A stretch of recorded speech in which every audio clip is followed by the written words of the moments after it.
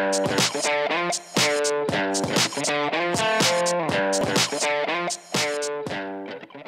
家好，我是燕。今天呢，我要为大家介绍一款始祖级的游戏。这款游戏的名称叫做 Dominion，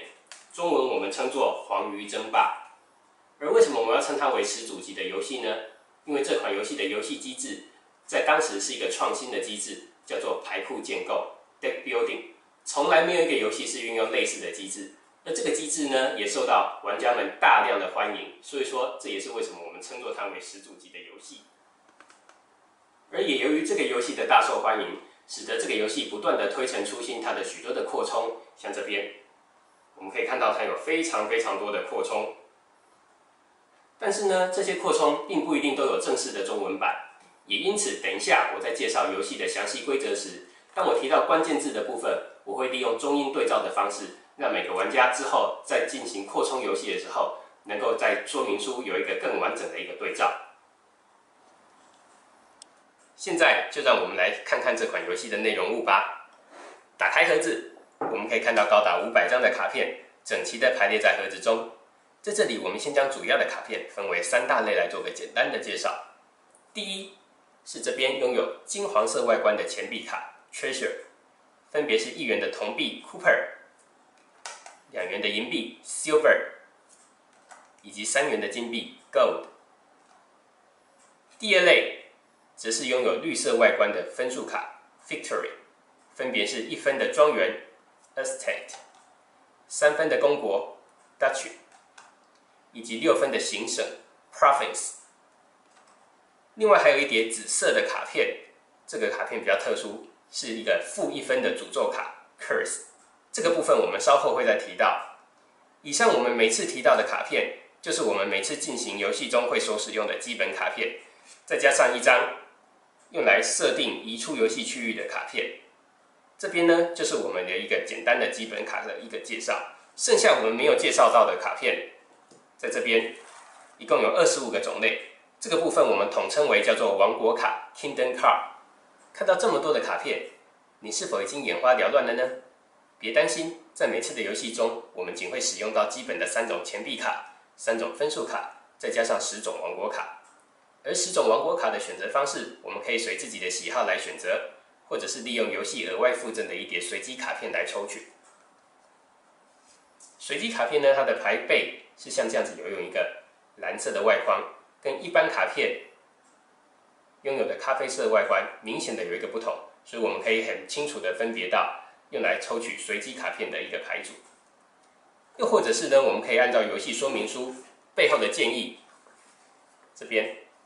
来做一个选择。而也正因为是这样子的设计，大幅的增加了这款游戏的变化性与耐玩性。接下来，让我们来进行游戏的起始设置吧。首先，根据参与游戏的玩家人数来决定游戏分数卡与诅咒卡的使用数量。2人游戏的时候，每种基本分数卡使用8张，诅咒卡使用10张。3人游戏，每种基本分数卡使用12张，诅咒卡用20张。而在4人游戏的时候，则是基本分数卡使用12张，诅咒卡使用全部的30张。接着把3种基本钱币卡加上上述的4种卡片，以及这场游戏所选择出的10种王国卡，分别依序放置在桌子中央，作为供应区 Supply。接着把一张用来标示移出游戏 Trash 的卡片摆放在供应区旁边。最后呢，我们发给每位玩家一副由3张庄园，也就是1分，以及7张铜币，也就是1元所组成的手牌。而我们拿到这个牌库之后呢，玩家们把它充分的洗一洗，放在你们的右手边，并且抽取其中的5张，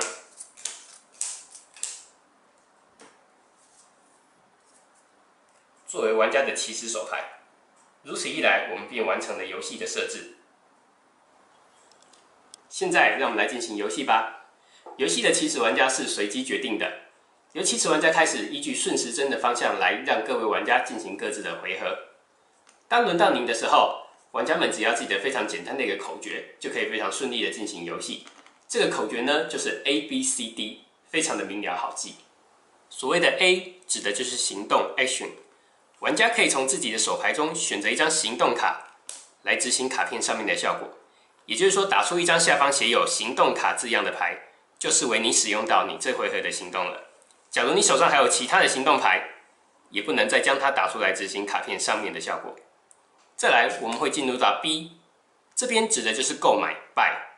当玩家们无法或是不愿意再打出任何行动牌的时候，玩家们接着就要从手中将钱币卡打出来，并且计算玩家们本回合拥有的钱币总额，也就是购买力。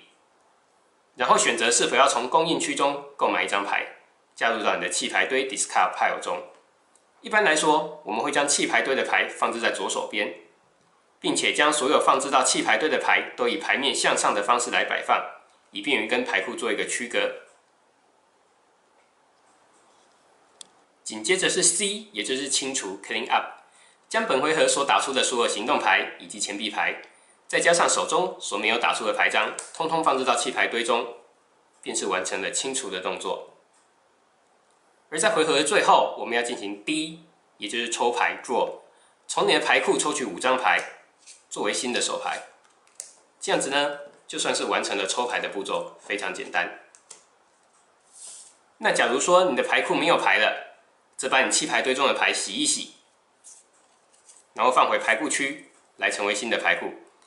这里有一个非常重要的规则，一定要注意到。假如你要抽取数张牌时，但你的牌库却不够你抽起那么多张，请记住，一定要先把牌库剩余的牌抽起来，然后再把弃牌堆的牌洗回牌库，再抽取不足数量的牌。千万不要发现牌库不够时，就直接把弃牌堆的牌洗回牌库哦。只要玩家们记得游戏口诀的 ABCD， 就可以很顺利的进行游戏的流程，而不会搞混顺序咯。接下来呢，让我们就进行细部的游戏规则讲解。首先，让我们来看看 Dominion 的纸牌游戏外观。位于牌的中间规则栏的部分，就是这张牌最重要的功能。每张牌都有着各自不同的能力。当这张牌被从手中打出来的时候，便会依据规则栏中的叙述来执行这张牌的效果。这些效果最基本的包括了第一个加 N 个行动，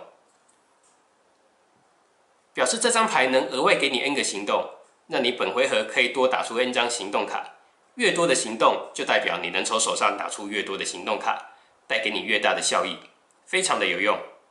第二个呢是加 N 张牌，这边也就是额外从你的牌库抽取 N 张牌到你的手上。你的手牌如果越多，代表你可以用来选择执行的行动卡也越多，同时也意味着你可能可以抽到更多的钱币卡，让你这回合的购买能力大幅的提升。以铁匠这张牌为例，它让玩家们可以额外多抽3张牌，这是非常巨大的一个优势。第三呢是加 N 个购买，给你额外购买 N 张牌的机会。每回合如果你的钱币卡总值够大，你当然会希望能够多买几张不同的卡片。这时若你有能够让你额外增加购买的机会的牌，就可以帮助你在一个回合内买到比其他人更多的卡片。而第4个基本效应呢，则是加因缘。像这边，这个效应通常以钱币的图示来表示。要注意的是，这个效应代表的是暂时性的增加你这个回合的购买力，而不会是让你获得 game 任何钱币卡哦。像这张伐木工，当你打出这张牌时，它可以额外让你这个回合的购买力增加2元。而且就像我刚刚第3点所提到的，它还可以让你额外多买1张牌。其他呢，当然大部分它的牌张还有许多其他的特殊卡牌效应，分别以文字叙述在它的规则栏这里。这个呢，也是这个游戏最迷人多变的地方。接着我们可以看到每张牌的左下角都各有一个数字，这代表着这张牌的价格，也就是 cost。当你在购买1张牌的时候，或是有任何可以让你从公因区获得某张价值 X 的卡片时，这边所讲的费用就是一律看这个数字。比如说地窖，它的价格就是2块钱，伐木工3块钱，铁匠4块钱，非常简单。这边也有另外一个非常重要的规则要说明：游戏中的任何时候，假如牌张没有特别说明的话，当你购买 buy， 或者是以任何方式获得 game， 或是有任何效应让你要弃掉1张牌 discard 的时候，这些卡片呢，全部都会进到你的弃牌堆 discard pile 中，直到下一次我们洗回牌库的时候，才有机会呢被抽到。唯有某些卡片让你要将特定的牌移出游戏，也就是 trash 的时候，请记得把这些被移出游戏的牌放到供应区旁标示移出游戏的牌上，而不是弃牌堆中。这些卡片呢，在剩余的这场游戏中将永远不会回到任何玩家的牌库内。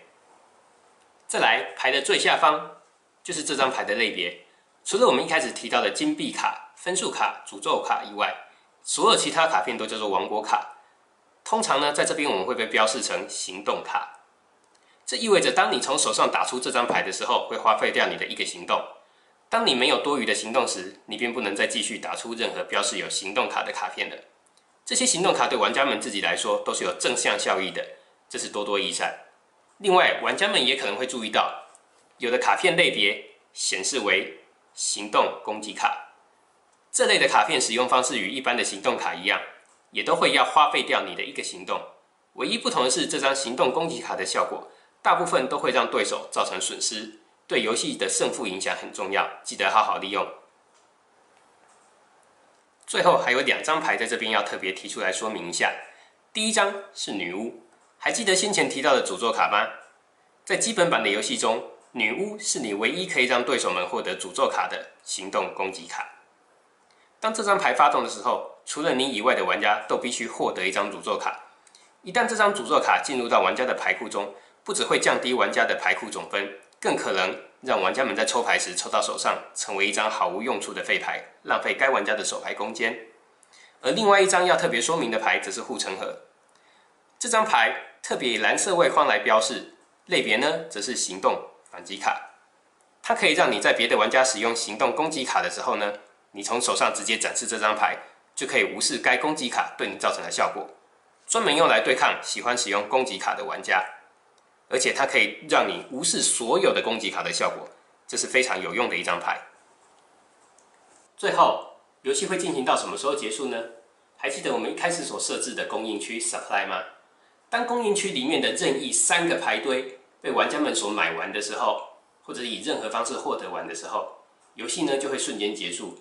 又或者其中一个分数最高的6分行省被玩家们所买完的瞬间，游戏就会直接结束。那游戏结束的时候呢，每个玩家就把自己的牌库摊开来，计算他所有的总分、正分跟负分加起来，分数最高的玩家就是游戏的胜利者咯。以上呢就是 Dominion 的游戏规则。在基本版的游戏中，玩家们只需要尽量的去满足每一张牌上面的规则叙述，就可以很顺利的进行游戏。而因为游戏中我们只会用到10种王国卡，所以玩家们也不必急于要把25种王国卡的功能全部记起来。游戏的说明书里面有根据每一张王国卡特别在做一些细部的规则说明，所以说玩家们只需要在真正选出10张王国卡的时候呢，